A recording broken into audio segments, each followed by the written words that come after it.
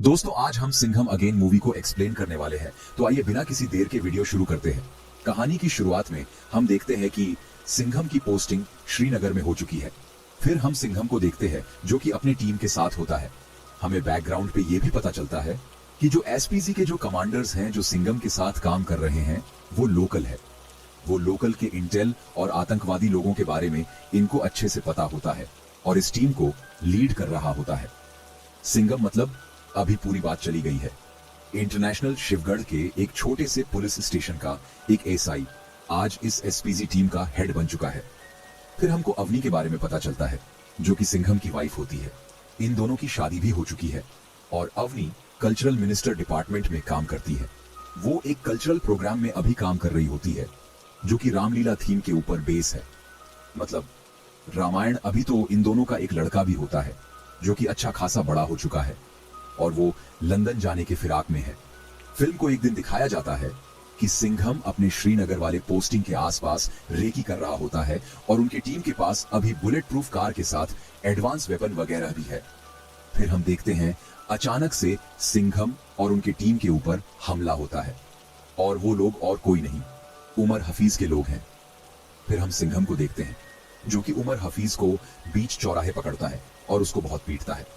पर कश्मीर के लोग आगे नहीं आते क्योंकि वो बोलते हैं कि हम नए कश्मीर हैं, हम कभी भी ऐसे लोगों के साथ नहीं देंगे। पत्थर फेंकना तो ओल्ड फैशन हो चुका है। फिर हम देखते हैं सिंघम उमर हफीज को लेकर जाता है जेल में और उसे जाके बोलता है तू बाज नहीं आएगा ना, तेरे बेटों की तरह तू भी मरेगा। फिर उमर हफीज उसे एक धमकी देता है ये बोलते हुए कि तुझे पता नहीं तेरा पाला किससे पड़ा है, मैं तो चला जाऊंगा पर वो जब आएगा तो पूरे इंडिया में आंधी आएगा और तूने जैसे मेरे बेटों को मारा वो तुझे और तेरे पूरे परिवार को मारेगा। सिंघम तब बोलता है उसे आने की जरूरत नहीं है, तू बोल तो मैं खुद जाके उसे मारूंगा, ये नया इंडिया है, ये घुस के मारेगा घर में। फिर हम देखते हैं कि सिंघम मिनिस्टर से मिलता है और मिनिस्टर सिंघम के काम से बहुत खुश है क्योंकि उमर हफीज जैसे एक इतने बड़े आतंकवादी को सिंघम ने पकड़ लिया, पर वो बहुत आसानी से सिंघम के हाथ में आ गया। फिर मिनिस्टर सिंघम को इनका पूरा रैकेट समझाते हैं जहां पर वो नशीली पदार्थ श्रीलंका से तमिलनाडु पोर्ट पे लाते हैं। फिर पूरे देश में ये फैल जाता है। मिनिस्टर ये बोलते हैं हम कितना भी पॉलिटिक्स को अच्छा करने की कोशिश करें, कितना भी एजुकेशन शिक्षा देने की कोशिश करें, पर ये नशीले पदार्थ हमारे यूथ को खराब कर रहे हैं। और उमर हफीज की सबसे ज्यादा फंडिंग, जितने भी इलीगल वर्क के फंडिंग, सब कुछ इसी पैसे से होता है। तो सिंघम हमें उसके मेन इंटेल को रोकना पड़ेगा। मानो उमर हफीज ने अपना पूरा काम किसी को सौंप दिया है। सिंघम भी बोलता है मुझे भी ऐसा ही लगता है सर, मैंने भी ऐसा ही नोटिस किया है कि वो आसानी से पकड़ में आ गया। सिर्फ मुझे मारने के लिए वो श्रीनगर इतना दूर आ चुका था और वो बोल रहा था कि कोई तो वेट कर रहा है हमारा। फिर हम देखते हैं कि 2 साल हो चुके हैं शिवा ग्रुप को, जो कि फॉर्म करा गया है एक रॉ एजेंसीज की तरह। जैसे इंडिया के हर एक एजेंसी है वैसे भी शिवा ग्रुप को लीड करेगा सिंघम और उसके अंदर हर एक स्टेट के वो जवान पुलिस ऑफिसर आएंगे जो कि सिंघम को अपना आइकन मानते हैं और अपने फील्ड में कुछ एक्स्ट्रा ऑर्डिनरी काम उन्होंने करके दिखाया है। और अभी 2 साल कंप्लीट हो चुके हैं शिवा ग्रुप के। आज के दिन हम देखते हैं कि अवनी रामलीला के थीम के ऊपर, मतलब रामायण के थीम के ऊपर बेस करा गया एक डॉक्यूमेंट्री पेश कर रही है और उधर मिनिस्टर भी आए थे। अवनी उधर अपना पूरा स्पीच देती है और ये बोलती है कि रामायण के पूरे चैप्टर बाय चैप्टर हम आपको वीडियो ब्रीफिंग के थ्रू समझाएंगे एंड हमारे बच्चे और कल्चरल के थ्रू आपको बताया जाएगा पूरा रामायण। और दूसरी जगह हम देखते हैं कि सिंघम को इंटेल मिल चुका था कि कैसे तमिलनाडु पोर्ट पे वो सारे नशीली पदार्थ आते हैं। तो सिंघम अपने टीम के साथ हेलीकॉप्टर के थ्रू उस जहाज के ऊपर रेड मारता है और उन लोगों को अरेस्ट करता है। फिर जब उन लोगों से इंटेरोगेशन करा जाता है तब डेंजर लंका के बारे में पता लगता है, पर वो लोग बहुत घबरा रहे थे डेंजर लंका के बारे में बोलने से, क्योंकि डेंजर लंका पहले ही इनके पूरे परिवार को खत्म कर दिया होगा जब इन लोगों को अरेस्ट कर लिया गया है कोई।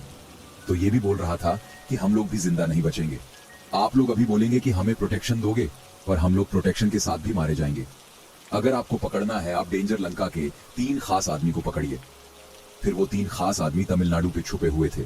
फिर उन लोगों को पकड़ने के लिए इंस्पेक्टर शक्ति जाती है, वो और कोई नहीं खुद को लेडी सिंघम बोलती है, सिंघम का फैन, और उन तीनों को वो पकड़ती है। पर ये क्रिमिनल जब जेल में थे और सिंघम अगले दिन सुबह आने वाला था तब शक्ति को ये लोग धमकी देते हैं कि तुमको मैं इतना पैसा दे दूंगा कि तुम्हारे पूरे पुलिस स्टेशन में तुम रख नहीं पाओगे, अगर मेरा ऑफर नहीं लिया तो डेंजर लंका पूरे स्टेशन को ही जला देगा, कोई भी जिंदा नहीं बचेगा। शक्ति रात में स्टेशन में नहीं थी और उतने टाइम में डेंजर लंका अपने पूरे गैंग के साथ आता है और पूरे पुलिस स्टेशन को जैसे उसने बोला था उसने शमशान बना दिया। एक एक पुलिस वाले को उसने अपने चाकू से काट दिया, एक का सर काट दिया, एक का हाथ पैर काट दिया, एक को बस मरने के लिए छोड़ दिया। तड़पते हुए पेट में चाकू मार के सबको बहुत बेरहमी से मारा। 16 पुलिस ऑफिसर मारे गए। शक्ति खुद को ब्लेम करती है कि वो रात को पुलिस स्टेशन में नहीं था और ये सब कुछ हो गया। उसमें से एक कांस्टेबल की बीवी भी होती है जो कि शक्ति को ही ब्लेम करती है कि मैं चाहता थी कि मेरा बेटा बड़ा होके आप ही की तरह एक ईमानदार पुलिस ऑफिसर बने, पर अब मैं ये नहीं चाहूंगी क्योंकि आपने ही उसके पिता की जान ली है। तभी हम देखते हैं कि सिंघम आता है और शक्ति से बोलता है, तुम्हारी कोई गलती नहीं थी, तुम और किसी केस के लिए बाहर थी और ये मेरी ही लापरवाही है। मुझे नहीं लगा था कि डेंजर लंका इतना खतरनाक होगा कि वो पुलिस स्टेशन में आएगा और पुलिस वालों को जान से मार डालेगा। फिर हम देखते हैं कि अवनी के रामलीला वाले प्रोग्राम में कुछ दिक्कत आता है। कुछ रामेश्वरम के फुटेज मिसिंग हो चुके हैं, जो फुटेज लेने के लिए फिर से रामेश्वरम जाना पड़ेगा। पर टीम इधर काम में इतना बिजी है कि कौन जाएगा वो डिसाइड नहीं कर पा रहे थे। तब अवनी बोलती है, ठीक है मैं चली जाऊंगी और पूरे फुटेज को फिर से ले आऊंगी और हमारा प्रोग्राम नहीं रुकना चाहिए, लोगों को जानना चाहिए रामायण के बारे में। फिर अवनी रामेश्वरम जाने के लिए सिंघम से पूछती है। सिंघम तब बोलता है, रामेश्वरम तुम जा सकती हो पर दया के साथ, क्योंकि डेंजर लंका अभी कुछ ना कुछ हरकत जरूर करेगा। शक्ति के पुलिस स्टेशन में आके इतने पुलिस ऑफिसर को उसने मौत की घाट उतार दिया, तुम्हारी जान को भी खतरा है। अवनी रामेश्वरम जाती है और रात को आरती होने के बाद एक कांस्टेबल को चाय के लिए पूछती है। वो कांस्टेबल चाय लेने के लिए जाता है, तब दया भी उसके पास नहीं था। वो हर जगह रेकी कर रहा था कि अवनी को कोई खतरा तो नहीं, पर रामेश्वर के टेंपल के सामने ही डेंजर लंका जो है वह आरती कर रहा होता है। वह अवनी से मिलता है और रामलीला के बारे में बधाई देता है और ये भी बोलता है, मुझे बाजीराव सिंघम के बारे में भी पता है, वो हमेशा करेक्ट नहीं होते, और सिंघम के बारे में कुछ अनाप शनाप भी बोलता है और ये बोलता है, जिस डेंजर लंका से तुम लोग डर रहे हो वह तुम्हारे सामने खड़े हुए हैं और तुम्हारे स्टूडियो रूम से जो रामेश्वरम की फुटेज मिसिंग हुई थी, तुम्हें क्या लगता है वो ऐसे ही मिसिंग हो गई थी?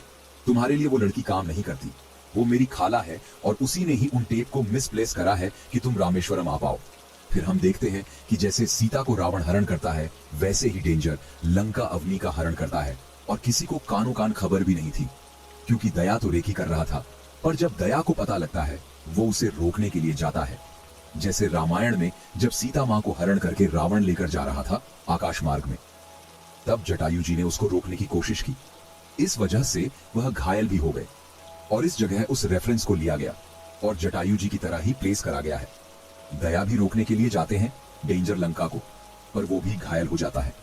फिर हम देखते हैं अवनी को बचाता है एसीपी सत्या, उसे गोली भी लग जाता है। फिर भी उधर से उसे वह रेस्क्यू करते हुए अपने आश्रम में लेकर आता है। वो अवनी को बचाते हुए उसे गोली भी लग जाता है, पर थोड़ी देर बाद हम देखते हैं उसकी मरीन पट्टी हो जाती है। फिर हम देखते हैं कि उधर डेंजर लंका अपने लोगों के साथ आ जाता है। वो आते ही फिर से आश्रम को जलाने लगता है, जैसे वह पुलिस स्टेशन को जलाया था। उसके लोग बहुत बेरहमी से लोगों को मार रहे थे, पर उसको नहीं पता था कि इधर कलर पिट्टू योद्धा रहते हैं, तो वो लोग भी इनका डट के सामना करते हैं। इनके पास गन्स थे, पर इनके पास हथियार थे जिससे ये रोजाना प्रैक्टिस करते हैं।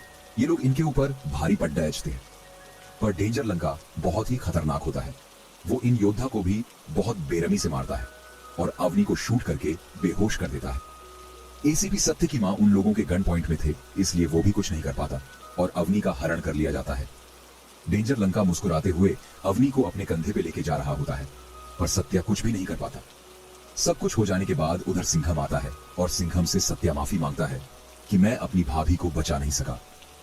सिंघम बोलता है कि तुम्हारी गलती नहीं है, उसकी मौत उसे दावत दे रही है, उसको मैं उसके घर में घुस के मारूंगा। फिर हम देखते हैं कि डेंजर लंका सीधा सैटेलाइट फोन से सिंघम को कॉल करता है और बोलता है, क्यों सिंघम, कैसा महसूस हो रहा है अपनों को दूर जाते हुए देख के? अभी तो तेरे अवनी के साथ मैंने कुछ किया भी नहीं, पर तूने मेरे परिवार को खत्म कर दिया है। मेरी दादू तेरे पास है, उसको जितनी जल्दी हो सके छोड़ दे उमर हफीज, और कोई नहीं, इसी का ही दादा है और इसी के। फैमिली मेंबर्स एक के बाद एक स्लीपर सेल बन के आए और पूरे देश को हिलाने की कोशिश की। देश में जंग ताज अटक वगैरह करने की कोशिश की, पर हमारे इंडियन पुलिस फोर्स ने इनको मार गिराया। तो अब इसका पोता आया है सिंघम को झुकाने के लिए और पूरे टीम को खत्म करने के लिए। सिंघम फिर उसे बोलता है, मेरे देश को बिना किसी कारण के तुम लोग चोट पहुंचाओगे, हमारे बच्चों को तुम मारने की कोशिश करोगे, हमारे यूथ को खोखला करने की कोशिश करोगे, तब मैं नहीं, मेरे जैसे लाखों हजारों सिंघम तुम्हारे सामने खड़े रहेंगे। अगर मेरे अवनी को कुछ भी हुआ, तेरे दादा की लाश को मैं लाल किला पे लटका दूंगा। डेंजर लंका तो मुस्कुराता है और यह बोलता है, तू कुछ भी नहीं कर सकता। अगर अवनी को जिंदा देखना है तो अपने एक ऑफिसर भालेराव को मेरे पास भेज, उसे श्रीलंका भेज, क्योंकि तुझे तो पता चल चुका होगा कि मैं श्रीलंका आ चुका हूं। सिंघम फिर सीधा उमर हफीज के पास जाता है और उसे बहुत पीटता है। पीटने के बाद बोलता है, मेरे देश से तुम्हारी क्या दुश्मनी है? मैं तो मेरा ड्यूटी कर रहा हूं फैमिली के ऊपर, क्यों अटैक करवाते हो? उमर हफीज भी मुस्कुराता है और ये बोलता है, मेरे बेटे भी शहीद हो गए क्योंकि वो भी अपना मकसद पूरा कर रहे थे। तुम लोगों ने मकसद पूरा करने में अड़चन डाली। सिंघम तब बोलता है, जिसे तू मकसद बोल रहा है ना, इससे कोई भी धर्म का कोई भला नहीं होगा। ये तुझे भी पता है। तुझे पता है तू अपनी जेब गर्म करने के लिए यह सब कुछ करता है। जैसे तेरे बेटे को भी मारा है ना, तेरे पोते को भी घसीट के इस जमीन पे लाएंगे और इस जमीन में ही दफनाएंगे। फिर हम देखते हैं। सिंघम भालेराव से मिलता है। आपको तो पता है भालेराव कैसा है, वो बहुत ही मुंहफट किस्म का है। सिंघम उसके बातें सुनने के बाद बोलता, आज फैमिली पे बात आ चुकी है, आज कोई ड्यूटी नहीं है, ये पर्सनल है। तब वो भी बोलता है, आप भी तो मेरे पर्सनल हो सर। फिर सिम्बा को सब कुछ समझा दिया जाता है कि तुम्हारे ऊपर पूरा सैटेलाइट से नजर रखा जाएगा, तुम एयरपोर्ट से उतरने के बाद तुम्हारे ऊपर पूरा स्कैन करा जाएगा, तुम्हारी गाड़ी किधर जाती है, वो लोग तुम्हें किधर लेके जाते हैं, सब कुछ हम लोग देख पाएंगे और राइट टाइम पे हम लोग एंट्री मार के तुमको बचा लेंगे। प्लान पूरा सिंपल है। सिम्बा तब बोलता है, कोई नहीं है सर, मुझे बस बिजनेस क्लास का टिकट दे दीजिएगा। दूसरी जगह हम ये भी देखते हैं कि मिनिस्टर सिंघम से बात कर रहा होता है कि अवनी हमको सही सलामत चाहिए और मेरे पूरे ऑफिसर और टीम को भी। ये तुम्हारे पर्सनल का नहीं, ये पूरा देश का सवाल है, क्योंकि देश को तुमने इतने बड़े बड़े अटैक से बचाया है, तो हमारा भी फर्ज बनता है आज तुम्हारे साथ हम खड़े रहे। और उमर हफीज को हम कभी नहीं छोड़ सकते, वो मास्टरमाइंड है। इन सबका हमारा पूरा यूथ खत्म हो जाएगा। सिंघम, तुमको अवनी को और अपने टीम को सही सलामत ले आना है और मुझे डेंजर लंका मेरे कंट्री के जेल में चाहिए। दूसरी जगह हम श्रीलंका में देखते हैं, जहां पर डेंजर लंका अवनी को बोल रहा होता है, रामायण रामलीला, तुम तो अच्छे से प्रोग्राम ऑर्गेनाइज कर रहे हो, जहां पर राम है, लक्ष्मण है, सुग्रीव है, जटायु है, एक रावण को हराने के लिए। फिर भी रावण उन सब पे भारी है।